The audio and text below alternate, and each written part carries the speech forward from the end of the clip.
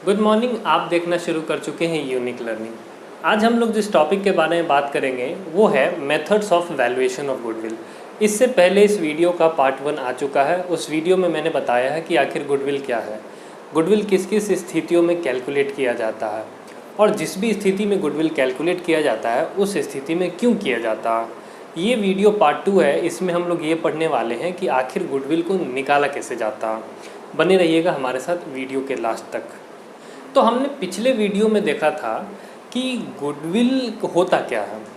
हम जो फ्यूचर में एक्स्ट्रा प्रॉफिट कमाने वाले हैं अपने पास्ट के एफर्ट्स के कारण, वो होता है गुडविल। और गुडविल को हम लोग अगर फॉर्मूले की टर्म्स में लिखना चाहें तो वो कुछ इस तरीके से होगा। Goodwill is equal to extra profit into number of years. यानी कि ये एक्स्ट्रा प्रॉफिट हमें जितने वर्षों तक लगता है कि हम कमाते रहेंगे, हम इसे उतने वर्ष से यानी उतने ईयर से मल्टीप्लाई कर देते हैं। अब हमारे पास में गुडविल को कैलकुलेट करने के 3 तरीके हैं। हम सबसे पहला मेथड अब स्टार्ट करने जा रहे हैं। सबसे पहले मेथड को हम कहते हैं average profit method. Average profit method. इसमें हम गुडविल बराबर लिखते हैं, ये गुडविल है, हम गुडविल बराबर लिखते हैं average profit multiplied by number of years purchases. अच्छा, इसे परचेजेस क्यों कहते हैं ये हम लोग वीडियो के लास्ट में देखने वाले हैं। गुडविल बराबर average profit into number of years purchases. अब जब एक्स्ट्रा प्रॉफिट की बात चल रही थी तो आखिर ये एवरेज प्रॉफिट कहाँ से आया और ये एक्स्ट्रा कैसे हुआ। तो सबसे पहली बात तो ये कि हम लोग एवरेज प्रॉफिट में लगने वाला जो एजम्पशन है उस एजम्पशन के बारे में जानेंगे। इसके बाद वाला प्रॉफिट जो है, इसके बाद वाला जो मेथड है उस मेथड में भी एक एजम्पशन है, वहाँ भी हम लोग एक एजम्पशन पढ़ेंगे। यहाँ पे हम लोग प्रॉफिट का कंपैरिजन करते हैं बिटवीन 2 फर्म्स। एक तो एस्टैब्लिश्ड फर्म के बीच में, यानी एस्टैब्लिश्ड फर्म वर्सेस एक न्यूली ओपन फर्म, यानी जो फर्म आज ही खुली है, न्यूली ओपन फर्म। ये एस्टैब्लिश्ड फर्म कुछ प्रॉफिट कमाती है, कुछ प्रॉफिट, और ये न्यूली ओपन फर्म 0 प्रॉफिट कमाती है, यानी कि एकदम नील बटा सन्नाटा, नील बटा सन्नाटा। यही है हमारा एजम्पशन। तो ये जो एजम्पशन है, इस एजम्पशन के कारण क्योंकि न्यूली ओपन फर्म 0 रुपीज़ कमाती है, इसकी वजह से एक इस्टेब्लिश्ड फर्म कम कमाए या ज़्यादा कमाए, जो कुछ भी कमाती है वो न्यूली ओपन फर्म के कंपैरिजन में एक्स्ट्रा होता। तो इसीलिए हम लोग यहाँ पे एवरेज प्रॉफिट लिखते हैं और ये एवरेज प्रॉफिट एक्स्ट्रा वाला प्रॉफिट ही है, क्योंकि न्यूली ओपन फर्म से कंपैरिजन करते वक्त ऐसा एज्यूम किया जाता है कि न्यूली ओपन फर्म कुछ भी नहीं कमाएगी, और इसे हम मल्टीप्लाई कर लेंगे नंबर ऑफ ईयर्स परचेजेस से। ये हो गई पहली बात। अब दूसरी बात ये है कि आखिर ये एवरेज का क्या चक्कर है, ये जो एवरेज है इस एवरेज का क्या चक्कर है। अच्छा, आप एक बात बताइए, आप फ्यूचर में कितना एक्स्ट्रा कमाने वाले हैं ये आपको कैसे मालूम। कहीं आप ये तो नहीं सोच रहे कि आप पिछले वर्षों के प्रॉफिट से आप ये एज्यूम कर रहे हैं कि आप फ्यूचर में कितना कमाएंगे। तो आप बिल्कुल सही सोच रहे हैं। बस उसी पिछले वर्षों के प्रॉफिट्स का आपको एवरेज लेना है, और इसलिए यहाँ हम लोग लिखते हैं average profit multiplied by number of years purchases. अब इस एवरेज प्रॉफिट के अंदर 2 मेथड्स हैं। पहला मेथड कहलाता है सिंपल एवरेज मेथड। ये सबसे पहला वाला मेथड है, सिंपल एवरेज प्रॉफिट मेथड।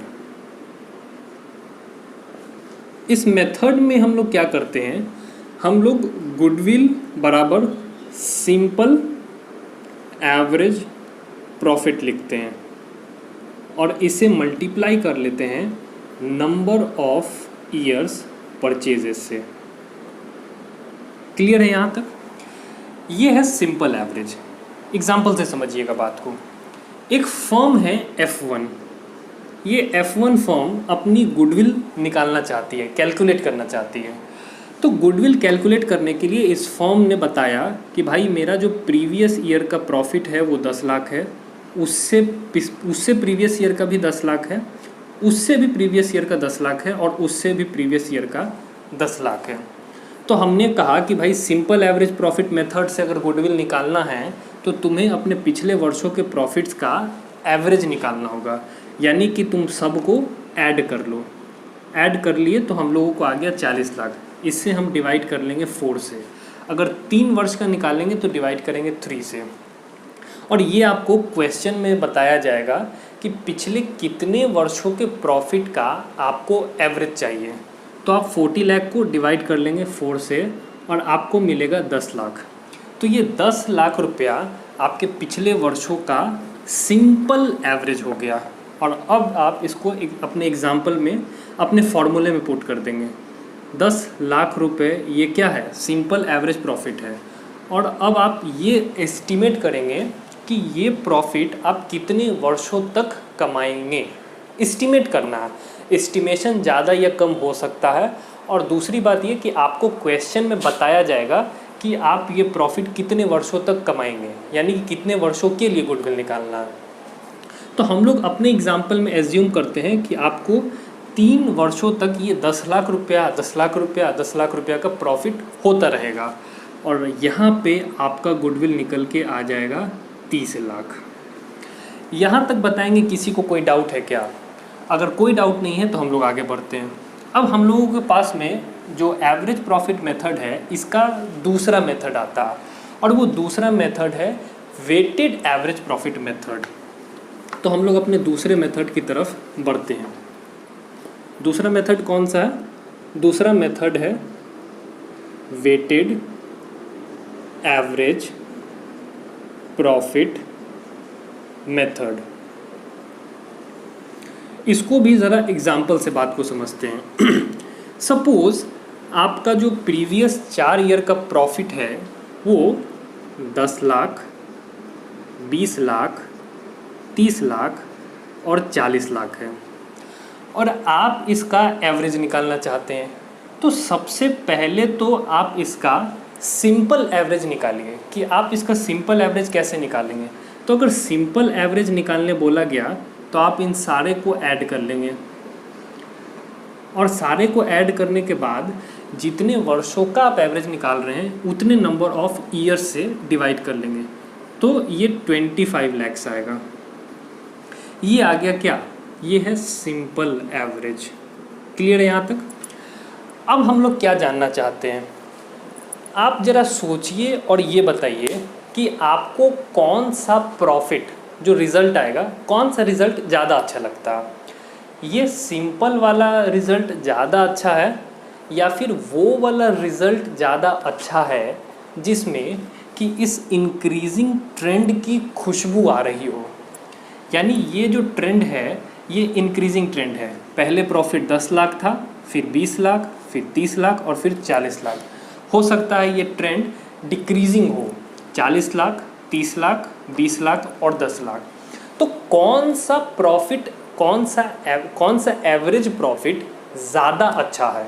ये सिंपल जोड़ के और डिवाइड कर लो, वो ज़्यादा अच्छा है, या फिर वो ज़्यादा अच्छा है जो कि आपके ट्रेंड को कंसीडर करता है, यानी आपके ट्रेंड की खुशबू उसमें आती है। आपका ट्रेंड इंक्रीजिंग भी हो सकता है और डिक्रीजिंग भी हो सकता है। तो हम क्या करते हैं कि हम वेटेड एवरेज प्रॉफिट निकालते हैं। वेटेड एवरेज प्रॉफिट में हम क्या कहते हैं, जैसे हम किसी को कहते हैं कि भैया तुम्हारी बात में ज़्यादा वज़न है, तो किसी की बात में ज़्यादा वज़न होता है तो इसका क्या मतलब होता है? इसका मतलब ये कि वो गलत बोल रहा है या सही बोल रहा है? सही बोल रहा है। तो उसी तरीके से हम लोग इस सारे प्रॉफिट में से इस 40 लाख को कहते हैं कि भैया तुम्हारा सबसे ज़्यादा वज़न है। क्यों?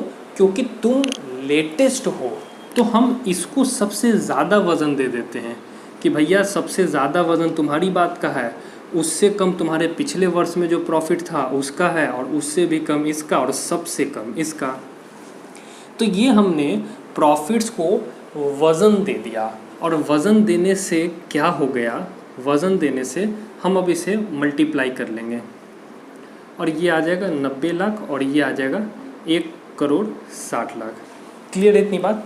अब आपको क्या करना है, आपको इसका समेशन करना है और साथ में इसका समेशन करना है। आप इसे जोड़ेंगे तो यहाँ पे आ जाएगा 3 करोड़ और आप इसे जोड़ेंगे तो यहाँ पे आ जाएगा 10। और अब आप निकालने जा रहे हैं क्या, वेटेड एवरेज। और वेटेड एवरेज निकालने के लिए आप यहाँ पे लिखेंगे ये वाला 3 करोड़ और डिवाइड करेंगे इसे 10 से और यहाँ पे आपको मिल जाएगा 30 लाख। तो क्या ये 30 लाख ज़्यादा अच्छा है या वो सिंपल वाला 25 लाख ज़्यादा अच्छा था? ये 30 लाख वाला क्यों अच्छा है? क्योंकि इसमें खुशबू है इस इंक्रीजिंग ट्रेंड की। ये 30 लाख आपके लेटेस्ट वाले प्रॉफिट्स की तरफ झुका हुआ है और इसीलिए ऐसा माना जाता है कि सिंपल एवरेज मेथड से अच्छा है वेटेड एवरेज मेथड। तो यहाँ तक की बातें अगर एकदम क्रिस्टल क्लियर हैं तो फिर आप क्या लिखेंगे, आप गुडविल निकालेंगे और गुडविल निकालने के लिए आप लिखेंगे वेटेड एवरेज प्रॉफिट। वहाँ पे आप क्या लिख रहे थे, सिंपल एवरेज प्रॉफिट। यहाँ आप लिख रहे हैं वेटेड एवरेज प्रॉफिट और इसको मल्टीप्लाई कर रहे हैं नंबर ऑफ ईयर्स परचेज से। और वेटेड एवरेज प्रॉफिट हमारे पास था 30 लाख और इससे आप मल्टीप्लाई कर लीजिए 3 वर्षों से। वैसे ये आपको क्वेश्चन में बताया जाएगा कि कितने वर्षों के लिए गुडविल निकालना है और ये आ जाएगा 90 लाख। तो यहाँ तक की बातें क्रिस्टल क्लियर होनी चाहिए। किसी को डाउट है तो वो अभी कमेंट करके बता सकता है। तो ये तो हो गया सिंपल एवरेज, ये हो गया आपको एवरेज प्रॉफिट मेथड। अब आपके पास जो सेकंड मेथड आ रहा है वो सेकंड मेथड है सुपर प्रॉफिट मेथड। ज़रा मेरे साथ बने रहिएगा। Super profit method, average profit method में हमने गुडविल बराबर क्या लिखा था, हमने गुडविल बराबर लिखा था average profit into number of years. Super profit method में हम लोग लिखेंगे super profit multiplied by number of years purchases. Clear है इतनी बात।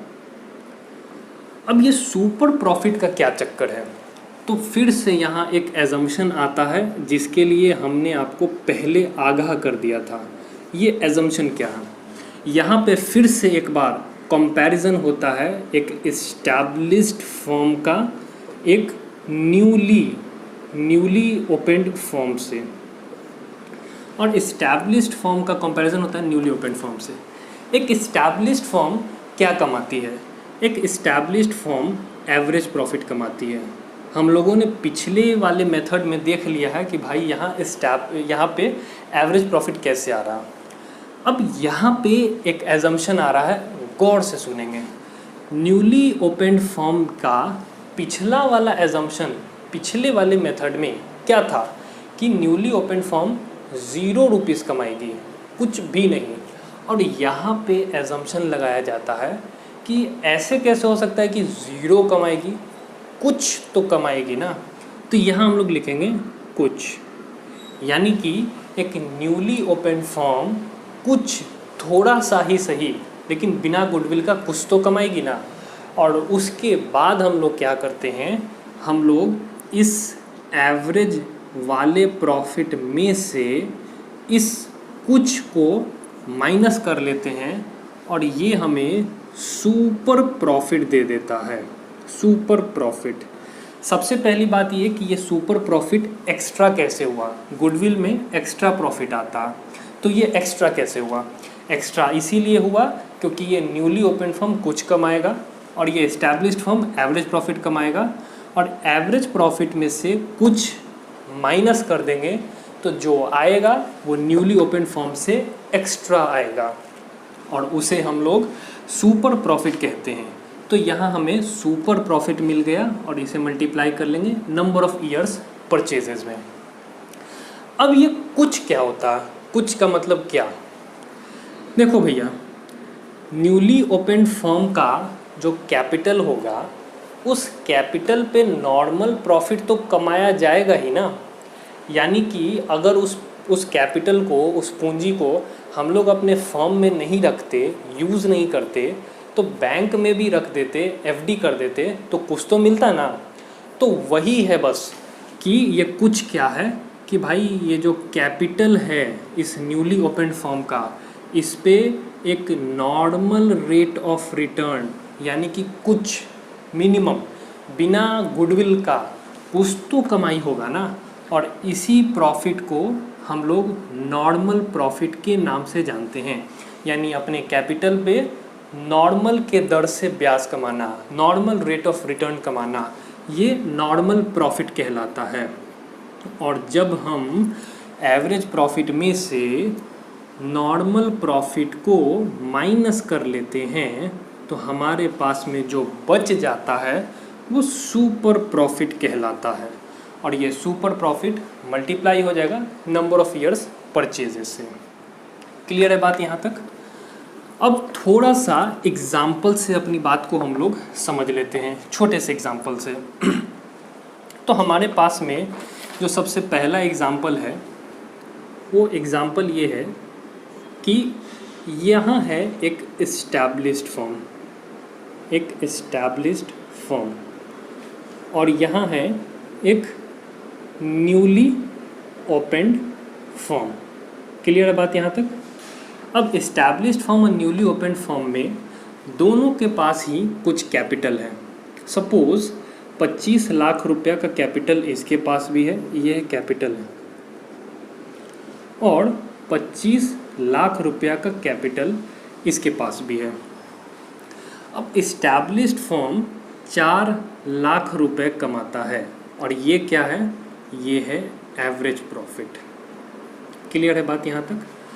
और जो न्यूली ओपन फर्म है वो newly open firm 2.5 lakh rupees कमाता है 10% के हिसाब से, यानी अपने कैपिटल पे 10%, और ये है नॉर्मल प्रॉफिट।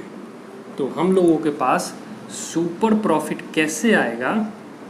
सुपर प्रॉफिट के लिए इस 4 लाख में से इस 2.5 लाख को माइनस कर लेंगे और हमें आ जाएगा 1.5 लैक्स। और उसके बाद गुडविल निकालनी हो तो कैसे निकल जाएगा?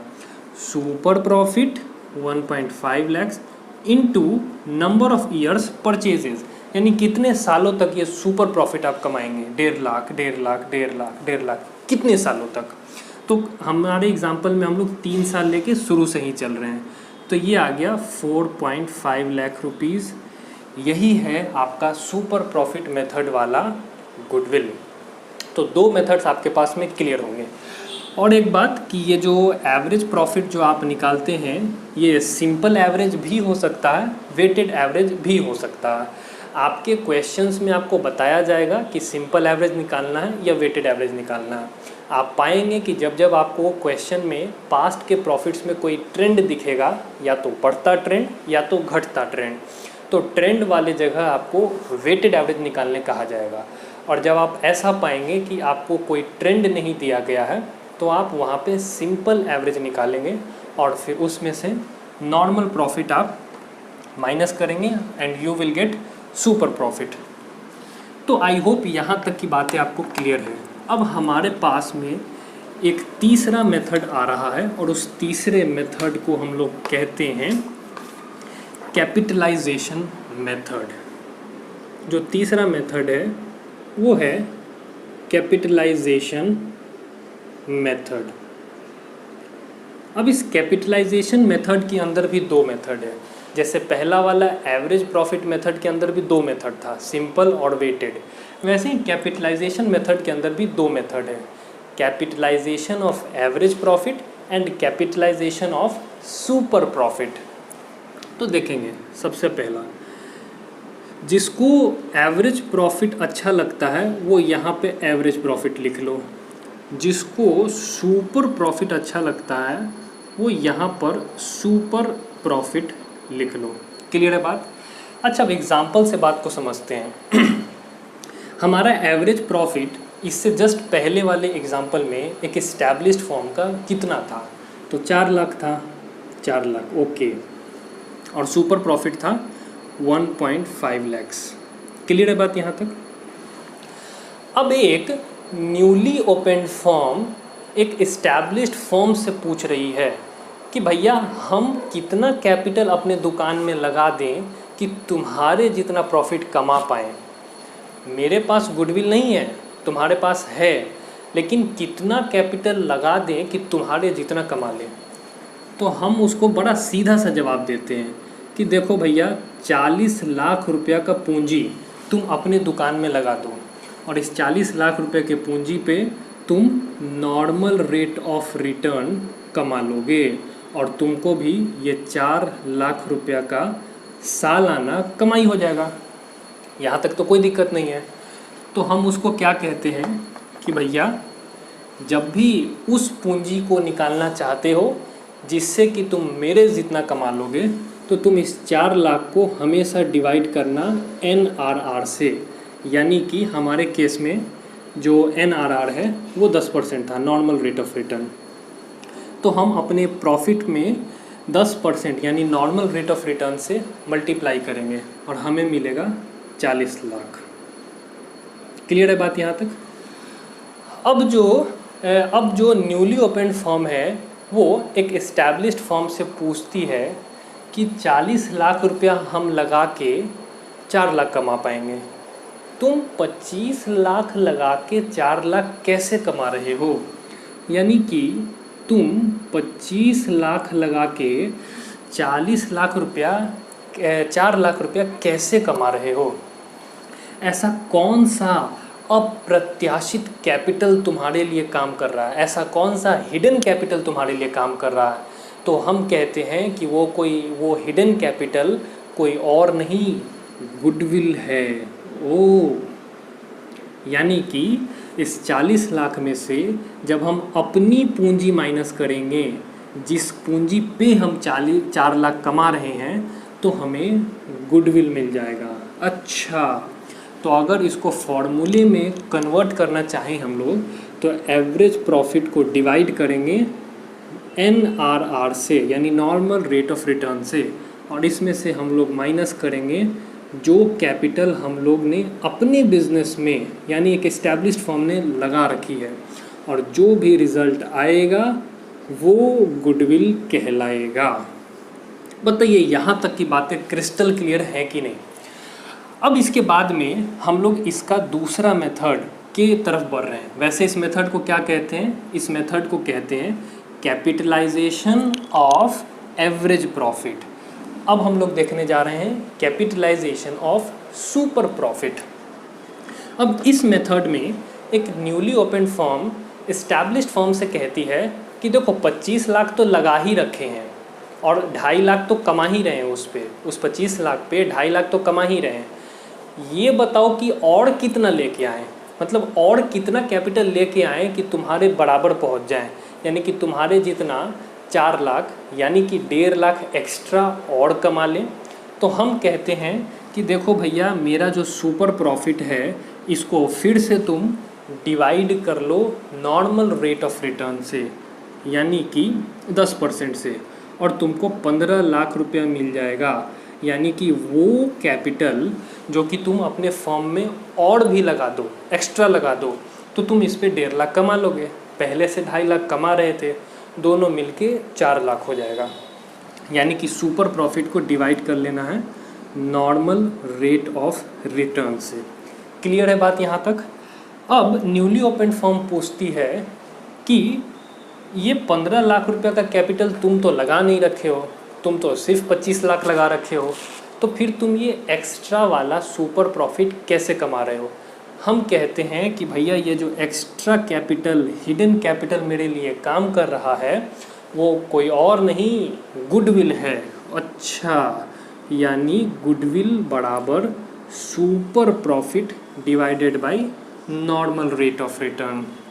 बताएंगे यहाँ तक में किसी को कोई डाउट है क्या? और लास्ट में एक और बात कि हम लोग शुरू से ही देख रहे हैं कि ये नंबर ऑफ़ ईयर्स, तो ये नंबर ऑफ़ ईयर्स क्या है? नंबर ऑफ़ ईयर्स परचेजेस क्या है? Number of years purchases actually उसको क्यों बोला जाता है? Number of years purchases. देखो, जब एक फर्म F1 किसी दूसरे फर्म F2 को खरीदती है तो वो उसे कितना पेमेंट करती है? उसके एसेट्स को लिखती है, उसमें से उसके लाइबिलिटीज़ को माइनस करती है और इसे हम नेट एसेट्स कहते हैं। लेकिन सपोज़ F2 एक्स्ट्रा प्रॉफिट कमाता है, अपनी कैपिटल पे नॉर्मल रेट ऑफ रिटर्न से ज़्यादा कमाता, तो उस हाल में F1 F2 को नेट एसेट्स के साथ साथ गुडविल का भी पेमेंट करेगी, क्योंकि ये F1 F2 के एक्स्ट्रा प्रॉफिट्स को भी एक्वायर करना चाहती है जो इसे आगे आने वाले वर्षों में होंगे। और क्योंकि F1 F2 के आगे आने वाले कुछ सालों को परचेज़ कर लेती है, कुछ ईयर्स को परचेज़ कर लेती है, इसीलिए उस ईयर्स का हम लोग नाम रख देते हैं नंबर ऑफ़ ईयर्स परचेजेस। और ये हर मेथड में हम लोग इस वर्ड को यूज़ करते हैं, number of years purchases. I hope आपको आज का लेक्चर पूरा समझ आया होगा। आप फिर भी अपने सारे डाउट्स मुझे कमेंट करके बता सकते हैं, और आप मुझे टेलीग्राम कर सकते हैं और इंस्टाग्राम कर सकते हैं। इंस्टाग्राम पे आप रेगुलरली मोटिवेटेड रहने के लिए मुझे ज्वाइन कर सकते हैं। टेलीग्राम और इंस्टाग्राम दोनों के लिए ही आपको टेलीग्राम और इंस्टाग्राम के सर्च में जाके लिखना होगा यूनिक लर्निंग 06। और जाने से पहले एक बात, ज़िंदगी कभी देती नहीं है, बस लौटाती है जो आप उसको देते हैं। अभी तक वीडियो में बने रहने के लिए आपका बहुत बहुत आभार। आपका दिन वाकई शुभ हो। Thank you so much. Bye bye, take care, God bless you.